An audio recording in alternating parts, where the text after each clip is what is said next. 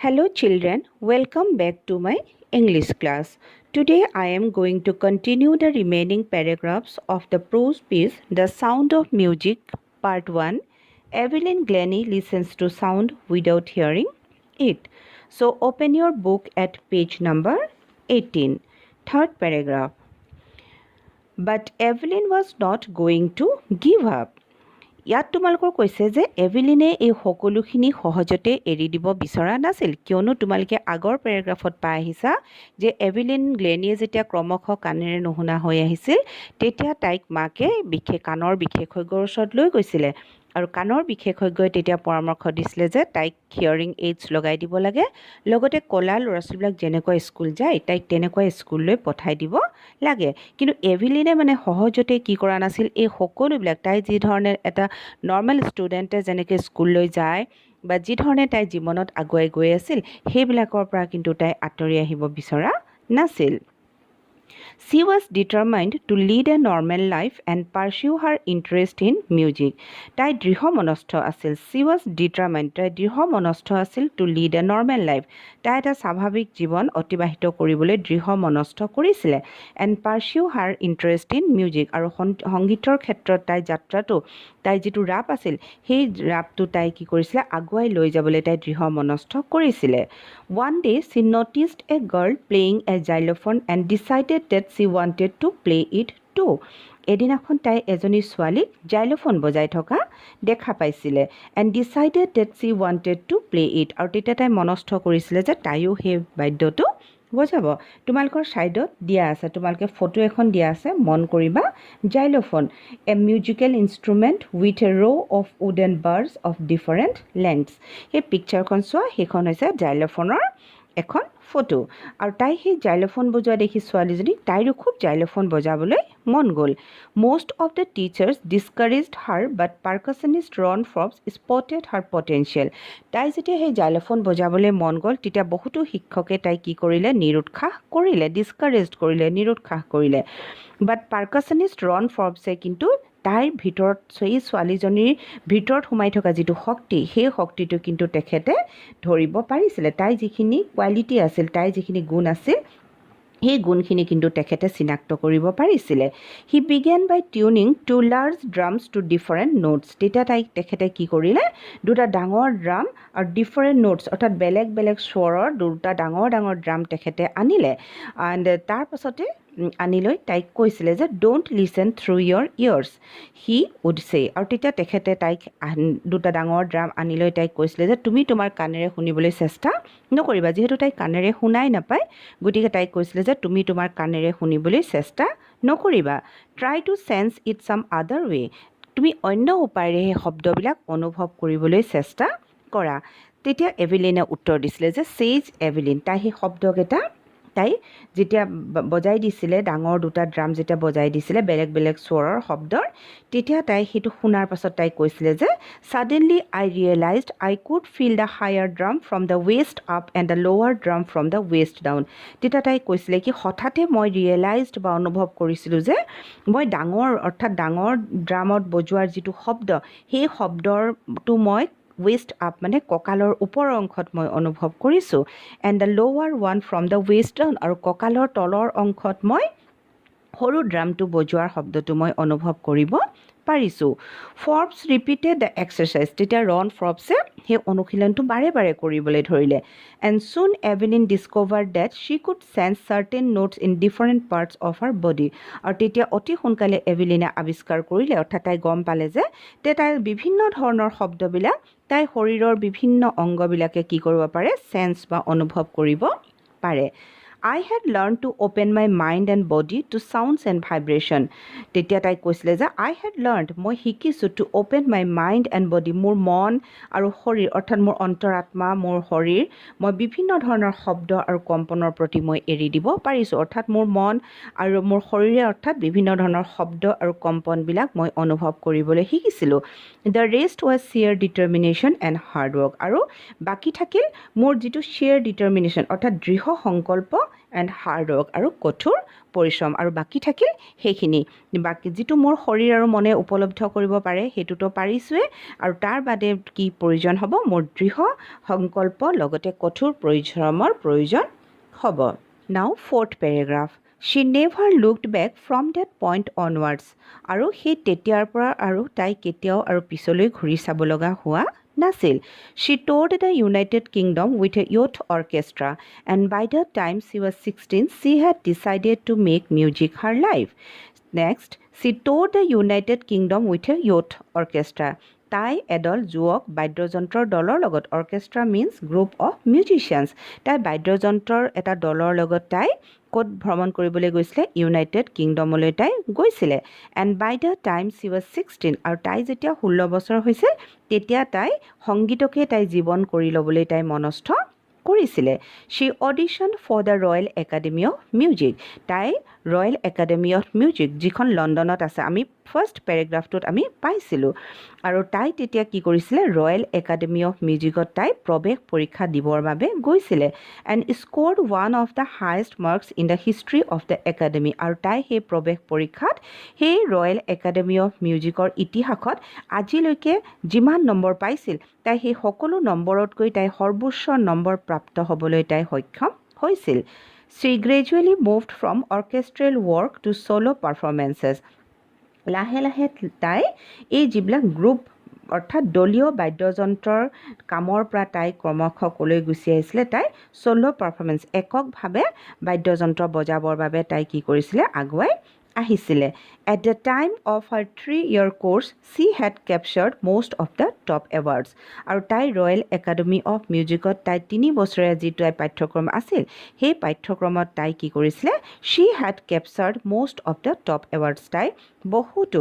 উচ্চ সন্মান তাই পাবলৈ সক্ষম হৈছিল next paragraph And for all this, Evelyn won't accept any hint of heroic achievement. আৰু এই সকলোবিলাকৰ কাৰণে অৰ্থাৎ এভেলিনে যে ইমান কম সময়তে ইমান বেছি সন্মান বুটলিবলৈ সক্ষম হৈছিল এইবিলাকৰ কাৰণে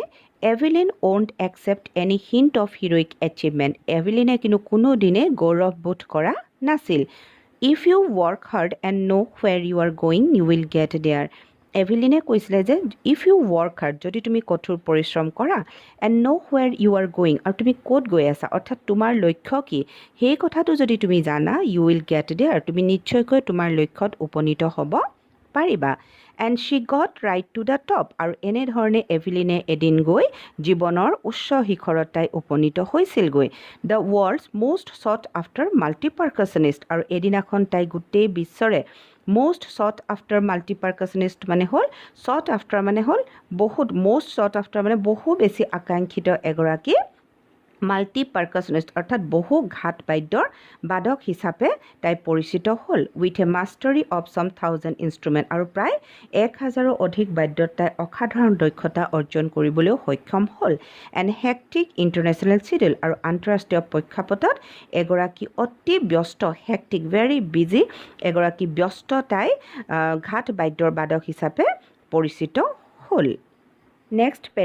paragraph 6 It is intriguing to watch Evelyn function so effortlessly without hearing. It is intriguing. Intriguing means fascinating and curious. আৰু এভেলিনে যেতিয়া কাণেৰে নুশুনাকৈ ইমান সহজভাৱে এফৰ্টলেছলি ইমান সহজভাৱে তাই যেতিয়া ফাংচনবিলাক কৰে অনুষ্ঠানবিলাক কৰে সেই ফাংচনটো চাবৰ কাৰণে বহুত ইন্ট্ৰিগিং মানে খুবেই আমোদজনক আছিল in hour 2 hour discussion she never missed a word লেখকে কৈছে যে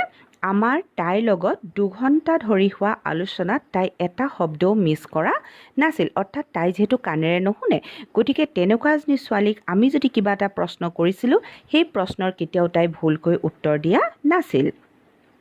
Men with bushy beards give me trouble. She laughed. কথাৰ মাজতে তাই হাঁহি হাঁহি কৈছিলে যে যিবিলাকৰ বুশি বিয়াৰ্ডছ আছে অৰ্থাৎ জোপোহা দাড়ি থকা অৰ্থাৎ খুব বেছি দাড়ি থকা মানুহবিলাকৰ মোক কি কৰে বহুত অসুবিধাত পেলায় অৰ্থাৎ কথা পতাৰ ক্ষেত্ৰত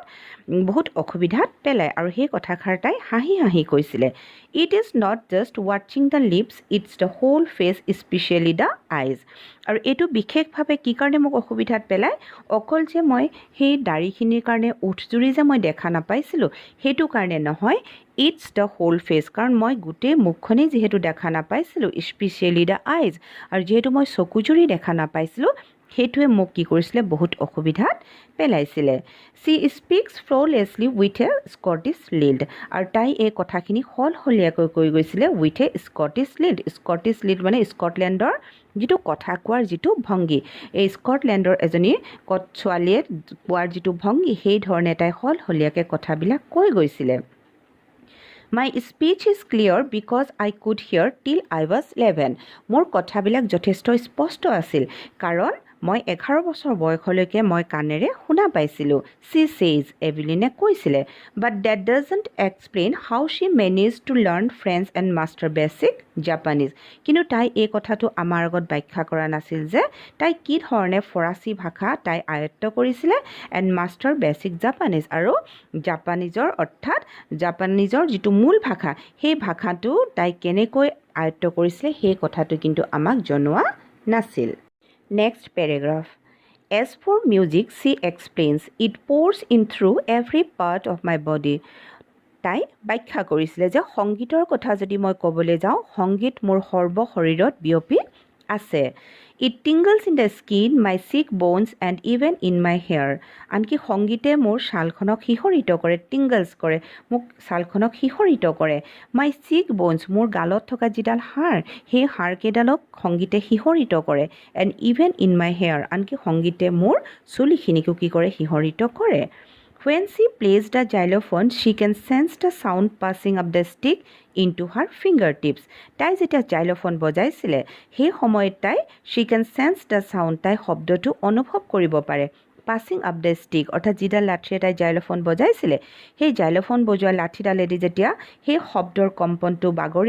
বৈ আহিছিলে ইনটু হাৰ ফিংগাৰ টিপছ, তাই আঙুলিৰ মূৰলৈকে বৈ অহা সেই শব্দৰ কম্পনটো তাই অনুভৱ কৰিব পাৰিছিলে। By leaning against the drums she can feel the resonances flowing into her body, আৰু তাই এটা ড্ৰামৰ বা ঢোলৰ কাষত আউজি ছি কেন ফিল দ্য ৰেজনেঞ্চেছ, অৰ্থাৎ তাই কি কৰিব পাৰে, ৰেজনেঞ্চ মিন ইক'জ অফ চাউণ্ড, তাই শব্দৰ প্ৰতিধ্বনি তাই অনুভৱ কৰিব পাৰিছিলে। ফ্ল'য়িং ইনটু হাৰ বডি, তাই শৰীৰলৈ বৈ অহা শব্দৰ প্ৰতিধ্বনি তাই অনুভৱ কৰিব পাৰিছিলে। On a wooden platform, she removes her shoes so that the vibration pass through her bare feet and up her legs. আৰু এখন কাঠৰ প্লেটফৰ্মত অৰ্থাৎ এখন কাঠৰ মঞ্চত তাই কি কৰে, তাই জোতাযোৰ তাই খুলি পেলায় যাতে দ্য ভাইব্ৰেশ্যন পাছ থ্ৰু হাৰ বেয়াৰ ফিট, যাতে তাই খালী ভৰিৰে সেই শব্দৰ কম্পনটো তাই বৈ আহিব পাৰে। আপ হাৰ লেগছ, তাই ভৰিলৈ শব্দৰ কম্পনটো যাতে বৈ আহিব পাৰে। Next paragraph. Not surprisingly, Evelyn delights her audiences. এইটো কোনো আশ্চৰ্যৰ বিষয় নাছিল যে এভিলিনে তাই দৰ্শকসকলক আমোদ যোগাইছিলে। In 1991, she was presented with the Royal Philharmonic Society's prestigious Soloist of the Year award. 1991 চনত ৰয়েল ফিলহাৰ্মনিক ছ'চাইটিৰ মৰ্যাদাপূৰ্ণ একক বৰ্ষশ্ৰেষ্ঠ পুৰস্কাৰটো বা সন্মানটো এভিলিন গ্লেনিক প্ৰদান কৰা হৈছিলে। চেজ মাষ্টাৰ পাৰ্কাছনিষ্ট জেমছ ব্লেডছ, প্ৰসিদ্ধ ঘাটবাদ্যৰ বাদক জেমছ ব্লেডে কৈছিলে যে God may have taken her hearing but he has given her back something extraordinary. ভগৱানে তাইৰ পৰা শ্ৰৱণ শক্তিটো লৈ ল'ব পাৰে, কিন্তু তাৰ বিনিময়ত ভগৱানে তাইক এক অসাধাৰণ প্ৰতিভা প্ৰদান কৰিছে। What we here Shi feels, আমি যিটো কাণেৰে শুনা পাওঁ তাই সেইটো অনুভৱ কৰিব পাৰে। ফাৰ মোৰ ডিপলি দেন এনি অফ আছ, আমাৰ বহুততকৈ তাই বহুত ভালদৰে তাই সেই শব্দবিলাক অনুভৱ কৰিব পাৰে। That is why she expresses music so' beautifully, আৰু সেইকাৰণে তাই সংগীত কি কৰিব পাৰে, খুব সুন্দৰকৈ তাই পৰিৱেশন বা প্ৰকাশ কৰিব পাৰে। Now paragraph 9. Evelyn confesses that she is something of a workaholic. এভিলিনে স্বীকাৰ কৰিছিলে যে তাই এক ধৰণৰ ৱৰ্কেহলিক, অৰ্থাৎ তাই কামৰ প্ৰতি নিচা থকা এগৰাকী ব্যক্তি। Workaholic means a person who finds it difficult to stop working. I have just got to work, often harder than classical musicians, but the rewards are enormous. এভিলিনে কৈছিলে যে I have just got to work, মই অকল কাম কৰিব জানো, often harder than classical musicians, মই আনকি প্ৰায়ে মই শাস্ত্ৰীয় সংগীততকৈ মই কঠিন কাম কৰিবলৈ মই ভাল পাওঁ বাট দ্য ৰিৱাৰ্ডছ আৰ ইনৰ্মাছ কিন্তু তাৰ বিনিময়ত মই যিবিলাক পুৰস্কাৰ পাওঁ সেই পুৰস্কাৰবিলাক কিন্তু যথেষ্ট বিশাল আছিল apart from the regular concerts Evelyn also' gives free concerts in prisons and hospitals এভিলিনৰ নিয়মীয়া সংগীত পৰিৱেশনৰ উপৰিও তাই বন্দীশাল আৰু হস্পিটেলবিলাকত মুক্তভাৱে সংগীত পৰিৱেশন কৰিছিলে She also gives high priority to classes for young musicians. তাই আনকি যুৱক সংগীতজ্ঞসকলক সদায় আগস্থান দিছিলে হাই প্ৰায়ৰিটি মানে আগস্থান দিয়া and Richlin of Beethoven Fund for the Deaf Children says কলা ল'ৰা ছোৱালীবিলাকৰ যিটো বিথোভেন ফাণ্ড আছিল তাত কৰ্মৰত এন ৰিচলিন নামৰ ব্যক্তিগৰাকীয়ে কৈছিলে যে she is a shining inspiration for deaf children Evelyn Glennie হৈছে কলা ল'ৰা ছোৱালীবিলাকৰ কাৰণে এটা দ্ৰব্য শক্তি they see that there is nowhere they can not go' এভিলিনক দেখি তেওঁলোকে অনুভৱ কৰিব পাৰিছিলে যে তেওঁলোকে কৰিব নোৱাৰা কাম একো নাই next paragraph 10 Evelyn Glennie has already accomplished more than most people twice her age.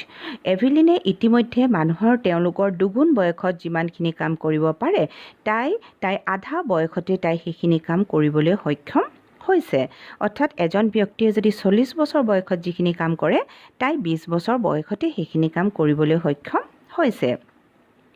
She has brought percussion to the front of the orchestra. আৰু তাই এই ঘাট বাদ্যৰ বাদকবিধক বিভিন্ন অৰ্কেষ্ট্ৰা অৰ্থাৎ বিভিন্ন বাদ্যৰ ভিতৰত তাই একেবাৰে আগলৈ লৈ আনিছিলে and demonstrated that it can be very moving. আৰু তাই এইটো প্ৰমাণ সহকাৰে দেখুৱাই দিছিলে যে এই বাদ্যবিধ অতি সহজতে এজনৰ পৰা আনজনে শিকিব পাৰে She has given inspiration to those who are handicapped. তাই আনকি বিকলাংগ সকলোকো তাই কি কৰিছিলে ইনস্পিৰেশ্যন দিছিলে অৰ্থাৎ তাইক অনুপ্ৰেৰণা দিছিলে People who look to her and say যিসকল বিকলাংগ ব্যক্তিয়ে তাইক লৈ চাইছিলে আৰু তেওঁলোকেও কৈছিলে যে if she can do it I can যদিহে এভিলিনে কৰিব পাৰে তেতিয়াহ'লে আমিও নিশ্চয় সেই কামটো কৰিব পাৰিম and not the least she has given enormous pleasure to millions আৰু এইটো কোনো ৰকমে কম গুৰুত্বপূৰ্ণ কথা নহয় যে তাই she has given enormous pleasure তাই এক বিশাল আমোদ প্ৰদান কৰিছিলে to millions নিযুত মানুহক তাই আমোদ প্ৰদান কৰিছিলে ছাত্ৰ ছাত্ৰীসকল ইয়াৰ লগে লগে আমাৰ the sound of music part 1 Evelyn Glennie listens to sound without hearing it পাঠটো সমাপ্ত হৈছে পৰৱৰ্তী সময়ত আমি এটি নতুন পাঠ আৰম্ভ কৰিম ধন্যবাদ